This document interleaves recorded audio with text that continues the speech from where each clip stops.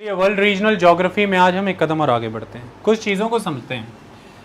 देखिए, एक बुनियादी सवाल जिसको हम ऑलवेज एड्रेस करने की कोशिश करते हैं कि एक स्पेसिफिक सब्जेक्ट ब्रांच पढ़ने से होता क्या है और उसका पर्पस क्या है। तो यहाँ पर हमने जो मेंशन किया है that is world regional geography. कुछ बैरियर्स हैं जिनको हम ब्रेक नहीं कर पाते, जिसकी वजह से हम सिविल सर्विसेज के रियल पर्पस को और लाइफ में लर्निंग के रियल पर्पस को सर्व नहीं कर पाते।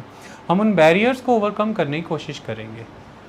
हम समझते हैं कि इसको पढ़ने का पर्पस क्या है। देखिए, सबसे पहली बात, जब हम रीजनल ज्योग्राफी समझते हैं, पढ़ते हैं, तो हमारे में दिमाग में क्या क्वेश्चन आता है कि हम इसके अंदर डिफरेंट रीजन्स को स्टडी करेंगे। और उन रीजन्स को जब हम इमेजिन करते हैं तो दो ही वर्ड हमारे माइंड में आते हैं कि हम डिफरेंट कॉन्टिनेंट्स और ओशियंस को स्टडी कर लेंगे। जब हम कॉन्टिनेंट्स की बात करते हैं तो हमारे माइंड में आता है कि 7 कॉन्टिनेंट्स स्टडी कर लेंगे, 4 ओशियंस स्टडी कर लेंगे।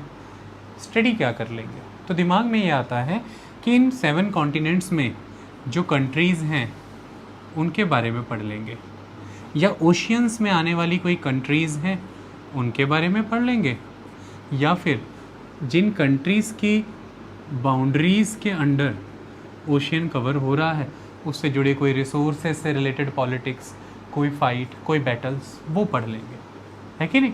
तो इस तरह से रीजन्स का नाम सुनते ही हमारे दिमाग में ये आता है, 7 कॉन्टिनेंट्स और अलग अलग कंट्रीज़। डन। ये एक एस्पेक्ट है डिसिप्लिन का। अब मैं आपसे पूछता हूँ कि एक लर्नर कौन होता है? What is the duty of the learner और the role of the learner?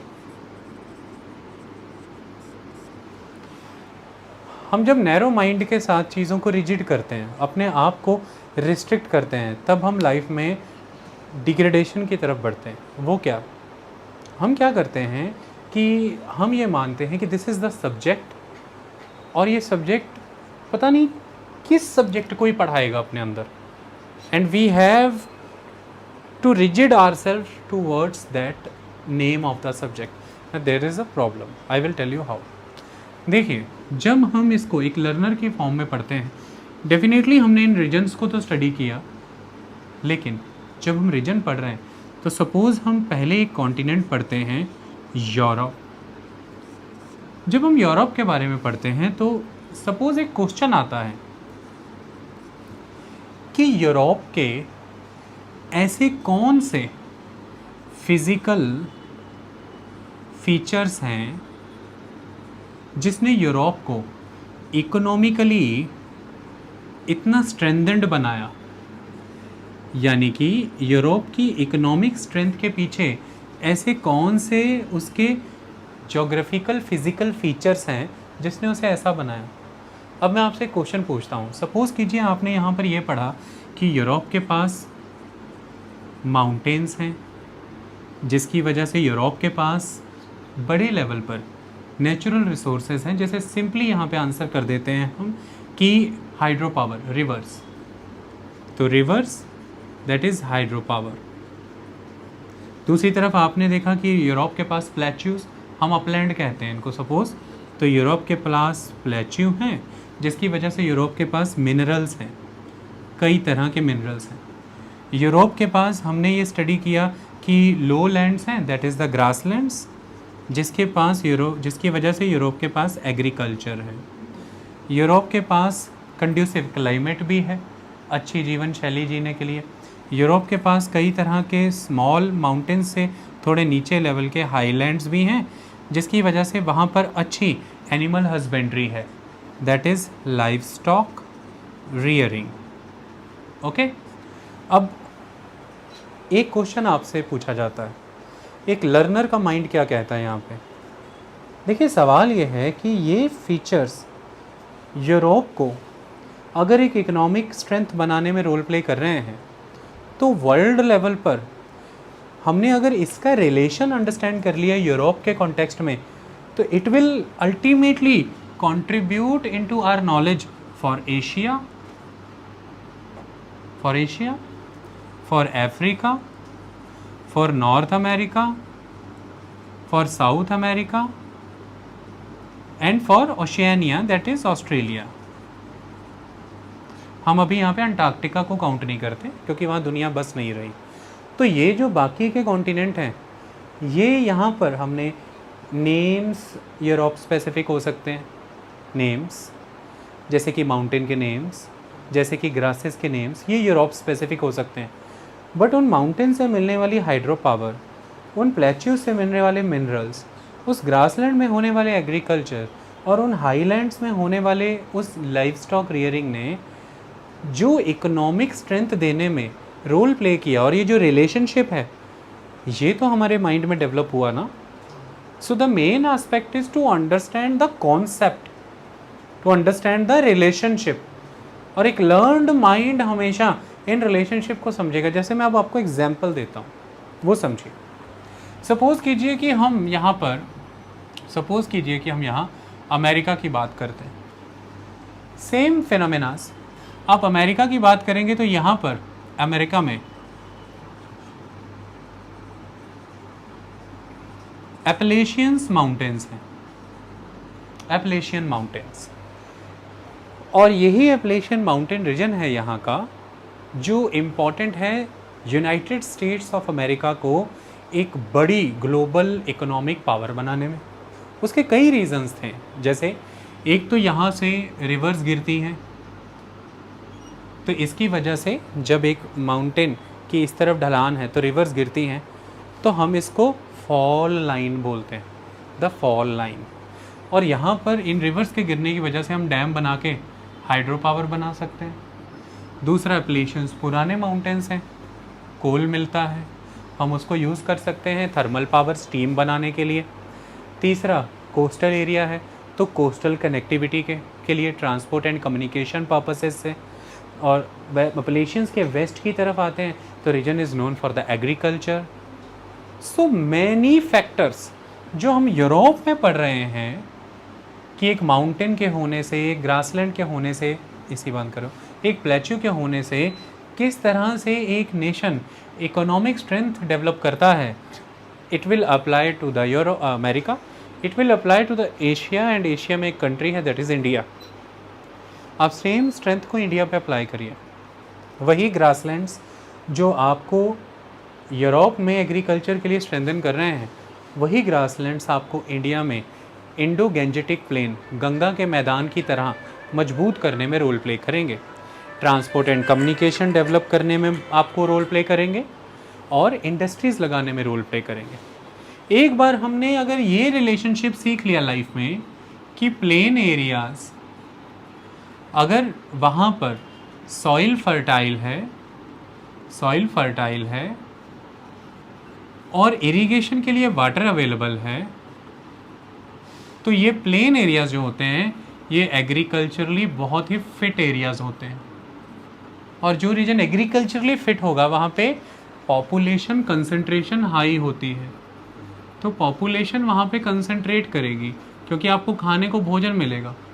और जहाँ पे पॉपुलेशन कंसंट्रेशन एक बार होनी शुरू हो जाए तो नेचुरली आप एग्रीकल्चरली फिट एरिया है, पॉपुलेशन कंसंट्रेशन है वहाँ पर, तो बेहतर भोजन देने के लिए, बेहतर फूड प्रोवाइड करने के लिए naturally there will be innovations. और जब आप इनोवेशंस करते हैं तो एग्रीकल्चर की फील्ड में जब इनोवेशन होता है तो सरप्लस होने लगता है। और जब एक बार एग्रीकल्चर सरप्लस होने लगेगा तो सारी की सारी पॉपुलेशन को एग्रीकल्चर करने की ज़रूरत नहीं है। आधे एग्रीकल्चर करेंगे, वो इतना प्रोड्यूस करेंगे कि बाकी के आधे का भी पेट भर जाएगा, तो वो पॉपुलेशन हमारे पास फ्री हो जाएगी दूसरे नॉन एग्रीकल्चर वर्क करने के लिए। इससे डिवीज़न ऑफ लेबर का कॉन्सेप्ट स्ट्रॉन्ग होता है। डिवीज़न ऑफ लेबर, आप अलग अलग काम अलग अलग वर्गों को दे देंगे, और जैसे ही लेबर डिवाइड होगी अलग अलग रिस्पॉन्सिबिलिटी में, तो हर कोई जिस काम को परफॉर्म कर रहा है वो उसमें स्पेशलाइज हो जाएगा। तो डिवीज़न ऑफ लेबर से स्पेशलाइजेशन आती है, और एक बार जब स्पेशलाइजेशन अचीव हो जाए तो एक स्ट्रॉन्ग इंटरडिपेंडेंस क्रिएट होती है। इंटरडिपेंडेंस, क्योंकि मैं खेती करता हूँ, उसके लिए मुझे औजार चाहिए, इक्विपमेंट्स, टूल्स, और वो मुझे वो वाली कम्युनिटी देगी, तो मैं उन पे डिपेंडेंट हूँ। लेकिन वो औजार ही बनाते हैं, भोजन के लिए वो मुझ पे निर्भर होंगे। तो there will be strong interdependence. और जैसे ही इंटरडिपेंडेंस बढ़ती है तो क्या होता है, रीजनलिज्म। हम जो लोकल रहते हैं आपस में किसी से इंटरेक्ट नहीं करते, कम्युनिकेट नहीं करते हैं, अपने एरिया में कंसंट्रेट करते हैं, ये चीज़ ख़त्म हो जाती है। हम दुनिया से जुड़ना शुरू करते हैं। तो धीरे धीरे रीजनलिज्म से हम बाहर निकलते हैं, हम कॉस्मोपॉलिटनिज्म की तरफ जाते हैं। मल्टी कल्चर से मिलना, मल्टी लिंग्विस्टिक ग्रुप्स से मिलना, धीरे धीरे यही चीज़, ये इंटरडिपेंडेंस आपको एक larger system of trade and commerce में ले जाती है। ट्रेड एंड कॉमर्स जो आपका दूसरे लोगों से व्यापार वाणिज्य होने लगता है, और यही trade and commerce with the passage of time globalisation की ओर ले जाता है। देखिए, मैं एग्जैक्टली यहाँ से शुरू हुआ था, प्लेन से, मैं ग्लोबलाइजेशन पे जाके रुका हूँ। किसी से भी वेरीफाई कर लें, this chain is exactly correct, ठीक है। और ऐसा कोई भी घर से मैं नोट्स नहीं बना के लाया था कि मैं ये यहाँ से शुरू करके इधर जाऊँगा। क्या समझाने का पर्पज़ है, if you are mature mind, if you are learned personality, तो you can create such sketches in numberable time, because you know the whole intricacies. आपको वो सारे डीप रिलेशंस क्लियर है, इंटेंस रिलेशनशिप्स, कॉन्सेप्ट्स पूरे deeply clear है, phenomenas clear हैं, words clear हैं। और ये हम सिर्फ रीजनल ज्योग्राफी में सिर्फ एक रीजन यूरोप नहीं पढ़ रहे, ज़रूर हम नाम पढ़ रहे हैं, ज़रूर हम कंट्रीज़ के नेम के वाया चीज़ें पढ़ रहे हैं, बट हम लार्जर देन लाइफ कॉन्सेप्ट्स को सीख रहे हैं, फिनोमिनास को सीख रहे हैं, टर्मिनोलॉजीज। हमने यहाँ से ये सीखा कि this plane is plane, this plane is another plane, ये प्लेन प्लेन है, ये प्लेन मैदान वाला प्लेन है। हमने ये सीखा। हमने सीखा कि माउंटेन्स हैं कुछ, प्लेच्यूज हैं कुछ, ग्रासलैंड्स हैं कुछ, हाईलैंड्स हैं कुछ, और हम उनको कैसे जोड़ा जाता है इसको सीख रहे हैं। जैसे सपोज़ कीजिए हम यूरोप पढ़ते हैं, और यूरोप के तहत मैं यूरोप कैसे डेवलप हुआ उसके तहत ये पढ़ाता हूँ कि वहाँ पर एक कॉन्सेप्ट ऑफ रेनेसेंस आया। रेनेसेंस, जब मैं रेनेसेंस की बात करता हूँ तो रेनेसेंस आने के पीछे के कुछ फैक्टर्स हैं, यानी कि एक रीजनिंग बेस्ड सोसाइटी होती है, वहाँ के लोगों में रैशनैलिटी डेवलप होती है, वो सुपरस्टिशन से दूर जाते हैं, ह्यूमन की वैल्यू बढ़ती है, ह्यूमनिज़म का कॉन्सेप्ट आता है, आप नेचर के क्लोज आते हैं, आपकी आउटलुक जो है वो ज़्यादा रियल होती है, और चीज़ें प्रमाणित होनी चाहिए। एक्सपेरिमेंट्स के वाया चीज़ें एक्सप्लेन होनी चाहिए, क्योंकि उनमें एक रैशनल होगा, उसमें एक रीजनिंग होगी, तभी चीज़ एक्सपेरिमेंट के वाया एक्सप्लेन होगी। अदरवाइज़ वो सुपरस्टिशन हो जाएगा, ऑर्थोडॉक्स हो जाएगा, आपकी आउटलुक जो है वो ओपन हो जाती है, सोसाइटी ज़्यादा साइंटिफिक हो जाती है, और सोसाइटी लिबरल होती है। कई तरह के ऑर्थोडॉक्स प्रैक्टिसेस जो अब तक चल रहे हैं उनको कैंसिल किया जाता है। अब ये यूरोप में आया, यही उसके बाद इंडिया में आया, ये दुनिया में जहाँ भी आएगा ये चीज़ें मैटर करेंगी। अब हमने यूरोप के वाया अगर एक रेनेसेंस के कॉन्सेप्ट को सीख लिया, हमने टर्म्स को समझा, हमने रिलेशनशिप्स को समझा और फिनोमेनास को समझा, ये होल लाइफ हमें हर एरिया में हेल्प करेगा। It will help a lot. Suppose कीजिए हमने यूरोप के via concept of nation state सीखा, the concept of nation state of Europe. इसके वाया हम नेशन का, स्टेट का मीनिंग अगर समझते हैं, और हम समझते हैं कि नेशन स्टेट कैसे डेवलप होते हैं, सॉवरेन राइट्स क्या होते हैं, दुनिया में धर्म को लेके, रिलीजन को लेकर के जो फाइट हुई वो किन ग्राउंड्स पे हुई, और फिर उन फाइट को कैसे एंड किया गया। जैसे अगर हम जब पढ़ेंगे, जब मैं आपको पढ़ाऊँगा, तो आप क्रिश्चियनिटी के अंदर जो डिफरेंट फैक्शंस क्रिएट हुए उनको समझेंगे। Such fights, such problem, such issues will remain everywhere in the religions. The concept of sovereignty will remain there. The concept of nation state will remain there. The value of democracy, the need of democracy, the purpose of the democracy and the popular government, लोगों की इच्छा पर बनी हुई सरकार चलाना ऐसी, ये कॉन्सेप्ट्स अगर हम एक सब्जेक्ट रीजनल ज्योग्राफी में एक रीजन यूरोप के वाया सीख रहे हैं तो होल लाइफ हर एरिया में एप्लीकेबल होता है। सो चाहे वो सॉवरेनिटी की बात हो, चाहे नेशन स्टेट की बात हो, चाहे डिवीजन ऑफ लेबर की बात हो, चाहे किसी के इकोनॉमिक स्ट्रेंथ बनने की अपनी एक जर्नी हो, it will somewhere the concepts, the phenomena, the cause and effect relationship will remain more or less same. Regions vary करते हैं, कई बारी इमीडिएट रीजन्स वेरी करते हैं, लॉन्ग टर्म रीजन्स वेरी करते हैं, बट एक मैच्योर माइंड अपने आप को इस वर्ड में धंसा नहीं लेता या इस वर्ड में धंसा नहीं लेता, वो इसके वाया अपनी लार्जर जर्नी के रास्ते को खोलता है।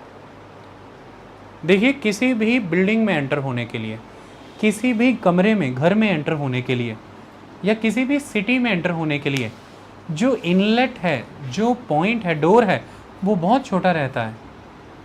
जैसे कि रीजनल ज्योग्राफी का ये वर्ड रीजन, और जैसे कि सपोज यहाँ पे यूरोप, यहाँ पे एशिया भी लिख लीजिए, अफ्रीका भी, लेकिन जब आप उस डोर से एक बार एंटर करते हैं, there will be a plethora of world to see, to learn and to explore. आप एक दरवाजे से एक घर में जाते हैं, एक गेट से आपका लिखा होता है कि खुश मुस्कुराइए कि आप जालंधर में हैं, आप उस रोड के वाया एंटर हुए, जो भी, बट इसके पीछे एक पूरा शहर पड़ा है देखने को, हमें वो देखना है, हमें वो समझना है, दैट इज़ ऑल। अगर हम रुक के उसी दरवाजे पर केंद्रित हो जाएं और उसी को पढ़ते देखते समझते रहें, पीछे की सारी दुनिया उसकी छूट जाएगी। That is the problem with the students. So subjects can be many, there are many subjects which we need to learn, phenomena can be many, but the thing is कि how much we are exploring it will matter. okay? आगे के पड़ाव में अब कुछ चीज़ों हम और समझेंगे, कुछ कॉन्सेप्ट्स, कुछ फिनोमिनाज और जोड़ेंगे। आज जिस टॉपिक पे बात डिटेल में होने वाली है वो वर्ल्ड रीजनल ज्योग्राफी के यूरोपियन रीजन के विषय में नेशन स्टेट एंड डेवोल्यूशन का concept, centrifugal and centripetal forces पे होगी। इन दो चीज़ों पर बात करेंगे। शब्दों को थोड़ी देर के लिए भूलिए और कहानियों को समझिए, चीज़ों को समझिए, समझते हैं। नेशन स्टेट एंड डेवोल्यूशन, पहले हम डेवोल्यूशन वर्ड को समझते हैं।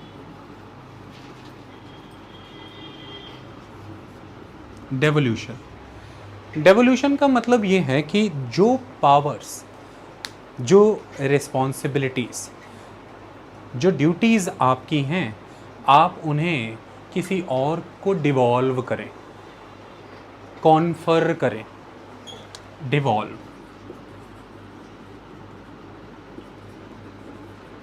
कॉन्फर, किसी और को दे। जैसे उदाहरण के तौर पर मैं आपको समझाता हूँ। जैसे सपोज़ कीजिए कि दो पर्सन्स हैं, जैसे डिस्ट्रिक्ट मैजिस्ट्रेट एंड सब डिस्ट्रिक्ट मैजिस्ट्रेट, इसे सब डिविजनल मैजिस्ट्रेट भी कहते हैं।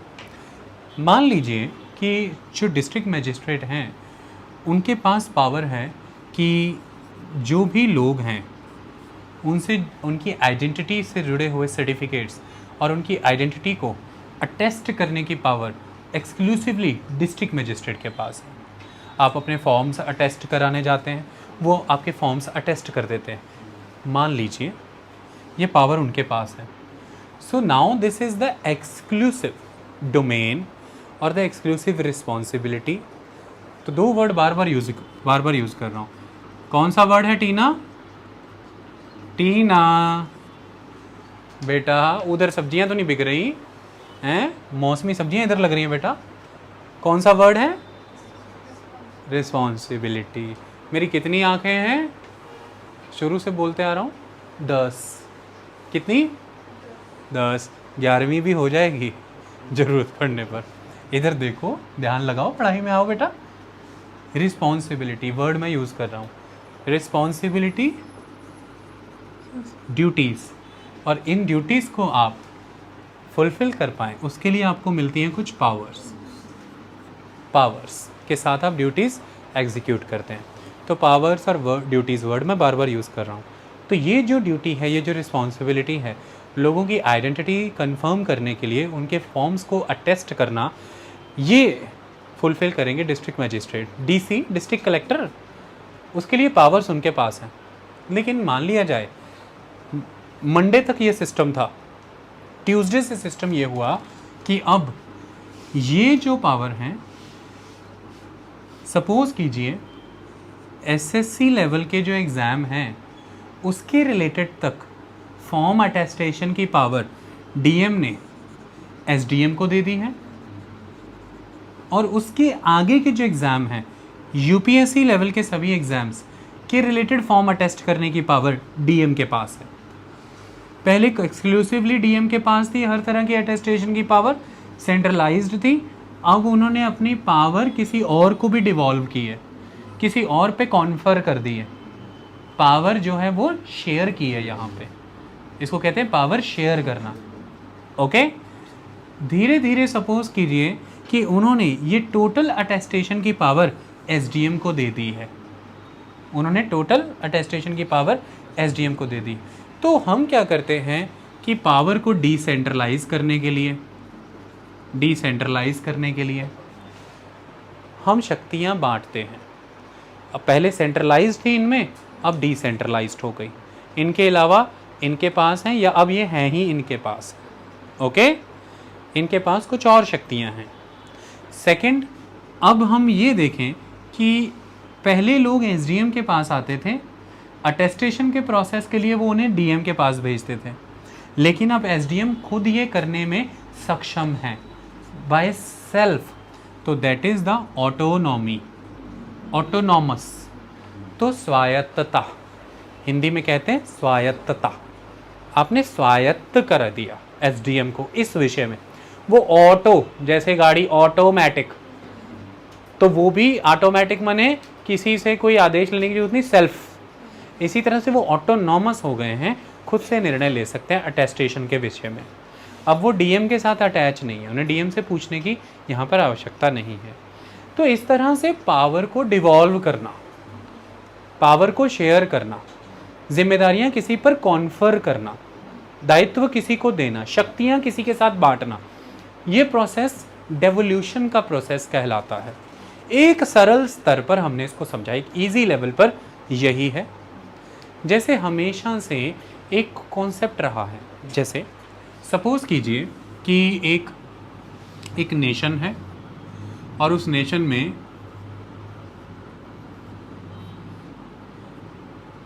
ये स्टेट्स हैं, स्टेट 1 2 3 4 5 6 7, ये पूरा तो एक नेशन है, और ये हैं उसके स्टेट्स। तो नेशन 1 है, स्टेट्स 7 स्टेट्स 1 नेशन। जैसे हमारे देश में आज कितने स्टेट्स और कितनी यूनियन टेरिटरीज हैं, पर नेशन तो एक ही है, इंडिया। अब ऐसे में सपोज़ कीजिए कि ये जो एक नेशन है, इसके पास क्या क्या रिस्पॉन्सिबिलिटीज़ हैं। देखिए, ये कम्युनिकेशन की पावर इसके पास है, करेंसी इसके पास है, फॉरेन अफेयर्स इसके पास है, डिफेंस इसके पास है। तो ये तो मेन चीज़ें हैं। पूरे देश में कम्युनिकेशन मेंटेन करना, पूरे देश में एक जैसी करेंसी हो, पूरे देश की एक फॉरेन पॉलिसी हो, और पूरे देश की एक डिफेंस हो। ये तो 4-5 मुद्दे हमें लगता है कि नेशन के पास होने चाहिए। लेकिन इसके बाद नेशन के पास education, health, policing, agriculture, industry, ये सब पावर भी स्टेट के, नेशन के पास है।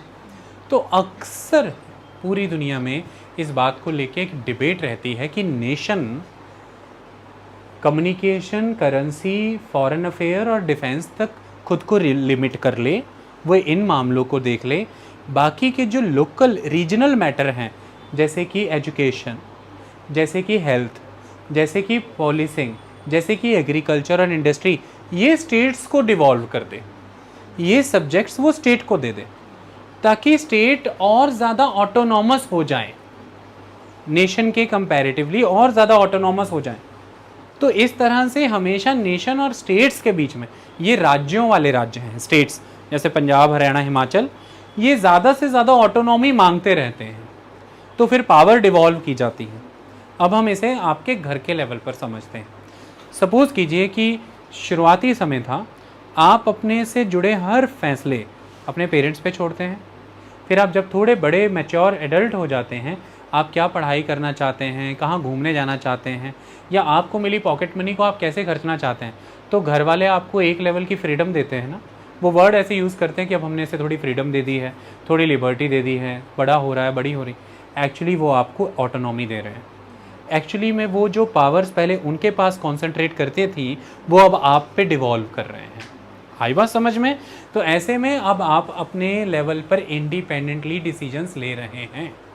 ओके, तो पूरी दुनिया भर में आज जो हमारी स्टडी का कॉन्टेक्स्ट है, उसमें ये देखा गया है कि अलग अलग तरह के कल्चरल ग्रुप्स, जो एक बड़ा नेशन है उससे कई तरह की पावर्स और ड्यूटीज़ अपने लिए मांगते रहते हैं, ये कह के कि आप ये रिस्पॉन्सिबिलिटी हमें डिवॉल्व कर दीजिए, ताकि हम इंडिपेंडेंटली इस फील्ड में काम कर सकें।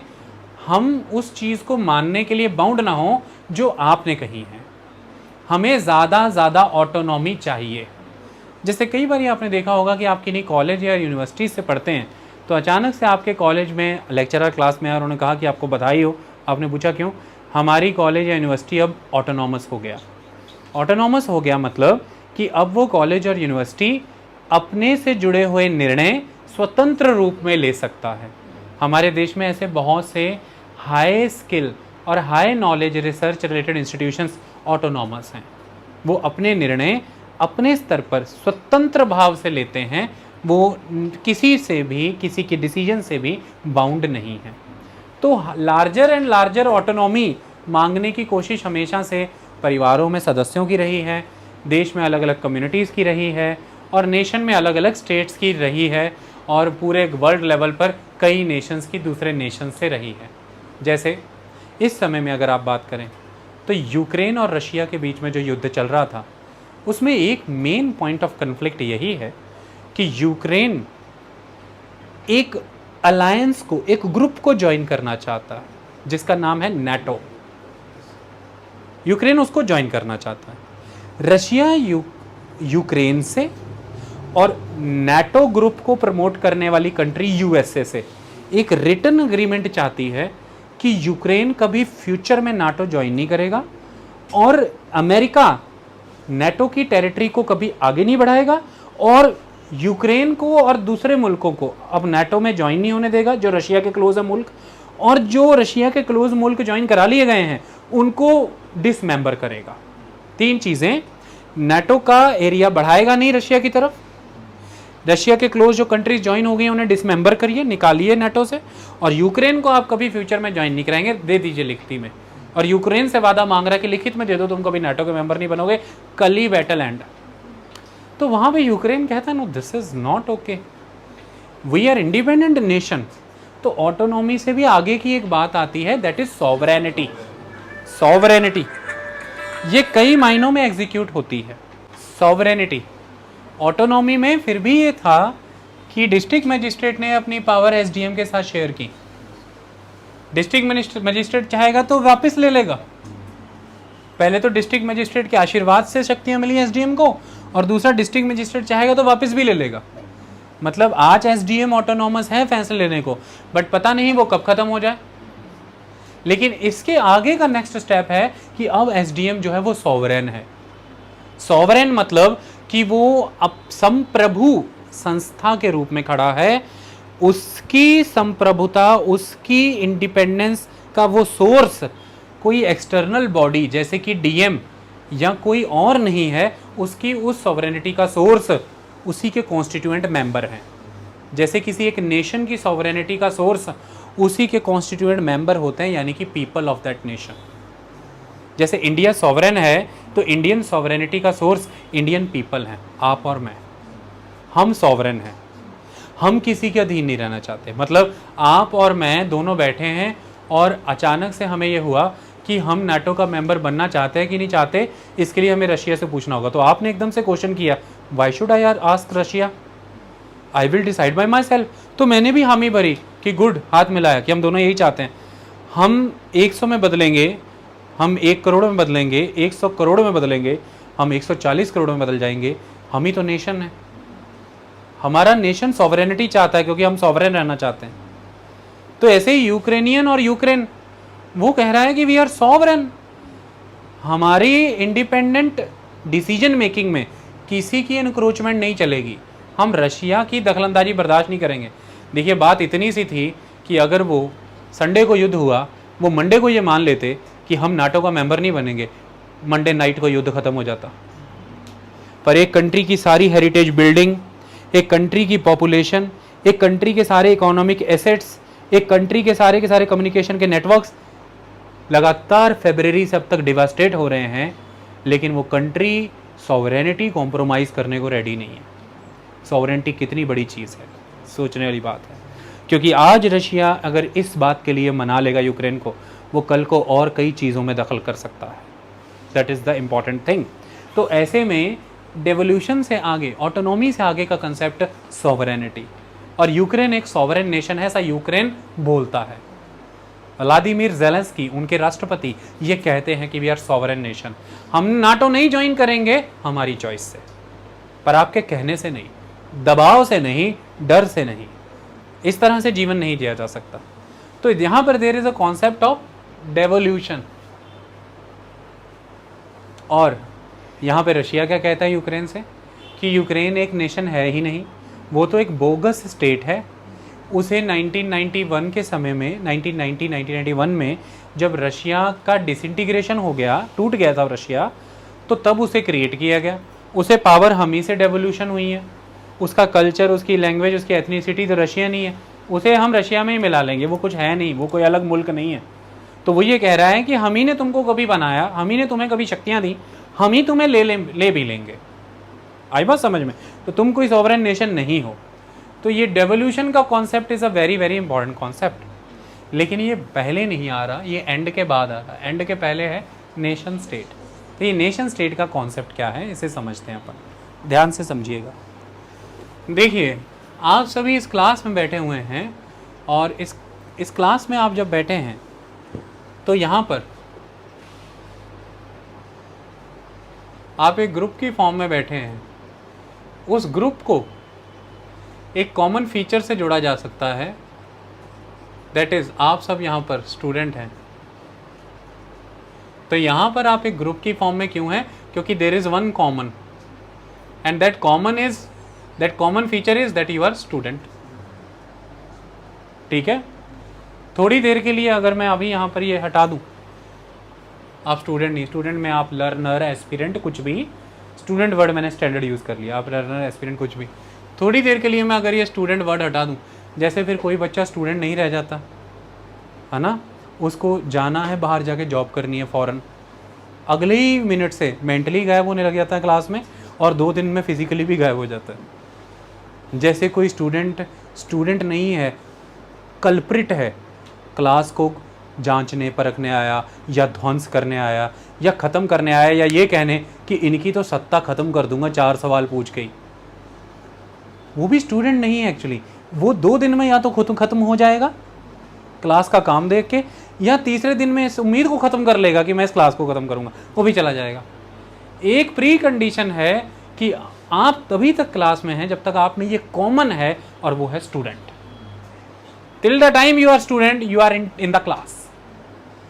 तो there are some common features जो आपको एक ग्रुप में कन्वर्ट करते हैं। ओके, यहाँ पर आप वो ग्रुप हैं। चलिए, अब मैं आपसे एक बात पूछता हूँ, ध्यान से सोचिएगा। आप जब यहाँ पर एक ग्रुप के रूप में बैठे हैं, तो आपको क्या फील होता है कि आपका ग्रुप कैसा है?